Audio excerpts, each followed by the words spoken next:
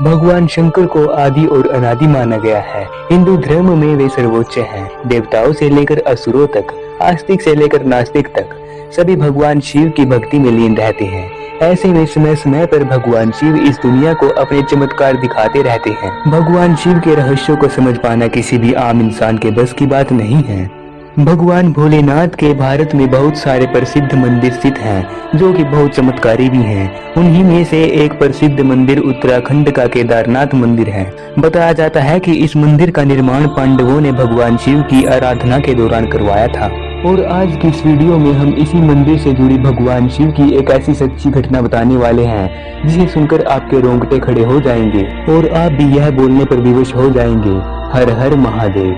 दरअसल मित्रों, यह घटना लगभग 100 साल पहले की है। एक भगवान शिव का भक्त, जो कि आर्थिक रूप से बहुत ही गरीब था और अपनी आर्थिक स्थिति से जूझ रहा था, पैदल चलकर भगवान भोलेनाथ के दर्शन करने के लिए केदारनाथ की ओर चल पड़ता है। वास्तव में वह भगवान शिव का बहुत ही बड़ा भक्त था, इसलिए उसने लगातार 2 महीने तक चलकर भगवान भोलेनाथ के दर्शन के लिए केदारनाथ की यात्रा की थी। लेकिन होता कुछ ऐसा है कि जब तक वह भक्त भगवान शिव के दर्शन के लिए केदारनाथ मंदिर के धाम पर पहुंचता है, तो तभी उस समय मंदिर के कपाट बंद करने का समय आ चुका होता है। उसने देखा कि मंदिर के पुजारी मंदिर के कपाट बंद कर रहे थे।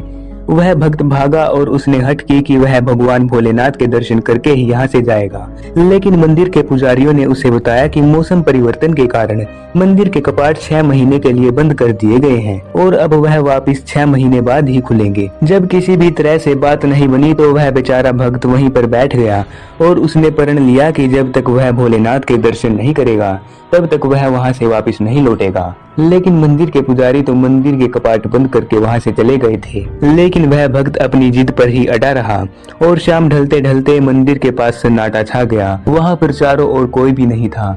हर एक तरफ एक रहस्यमयी सा वातावरण हो गया था। अचानक से ठंडी ठंडी हवाएं चलने लग जाती हैं और वहां पर बर्फबारी भी शुरू हो जाती है। वह भक्त ठंड और भूख से कांप रहा था और तभी वहां पर एक बहुत ही अद्भुत चमत्कार होता है, जिसे सुनकर आपके रोंगटे खड़े हो जाएंगे। होता कुछ ऐसा है कि वहां पर एक भस्मधारी साधु पहुंच जाता है और वह भक्त के पास पहुंचकर उसे भोजन करवाता है। वह रहस्यमयी साधु कहां से आता है, किसी को कुछ नहीं पता होता है। वह भक्त भी चारों तरफ ताकता ही रह जाता है, लेकिन उसे पता नहीं चलता कि वह रहस्यमयी साधु कहां से आता है। और वह रहस्यमयी साधु उस भक्त को भोजन करवाता है और उसे एक कंबल भी देता है, ताकि वह ठंड से बच सके। उस समय ठंड से कांपता हुआ वह भक्त अपनी सारी दुविधा उस साधु को बताता है और वह साधु उस भक्त से कहता है कि तुम्हें चिंता करने की कोई आवश्यकता नहीं है। तुम यहीं पर लेट जाओ और मंदिर का द्वार कल सुबह अपने आप खुल जाएगा, चाहे उसे कोई खोले या न खोले। वह भक्त महादेव के दर्शन के लिए आस लगाए वहीं पर कंबल लेकर लौट जाता है।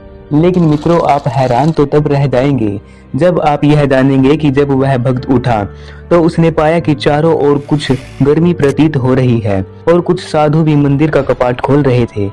उस भक्त ने पुजारियों से कहा कि आपने कहा था कि इस मंदिर के कपाट तो आप 6 महीने बाद खोलने वाले हैं, लेकिन आप अगले ही दिन इस मंदिर के कपाट क्यों खोल रहे हैं? ऐसा क्या हो गया? लेकिन पुजारियों ने कहा कि तुम कैसी मूर्खों वाली बात कर रहे हो। आज तो अप्रैल महीने के अक्षय तृतीया का दिन है और आज ही 6 महीने बाद वह दिन है जिस दिन इस मंदिर के कपाट खोले जा रहे हैं। यह सुनकर उस भक्त के पैरों तले से जमीन खिसक जाती है और वह गहरी सोच में पड़ जाता है कि आखिर वह रहस्यमय साधु कौन था, जिसने उसकी रात को मदद की थी और उसे एक कंबल भी दिया था और भोजन भी करवाया था। फिर उस भक्त ने अपने ऊपर बीती सारी घटनाक्रम को मंदिर के पुजारियों को बताया। उस भक्त का कहना था कि मैं कल रात ही सोया था और आज मैं जब उठा हूँ तो मुझे अक्षय तृतीया का दिन आ चुका है। पहले तो पुजारियों ने उसकी बात पर यकीन नहीं किया, लेकिन फिर उन्होंने इस बात पर सोचा कि यदि वह भक्त झूठ बोल रहा है तो 6 महीने भी इतनी बर्फबारी में बिना भोजन और बिना पानी के यह कैसे जिया होगा। आखिरकार इस पूरे घटनाक्रम ने रहस्यमय तरीके से सबको चौंका रखा था।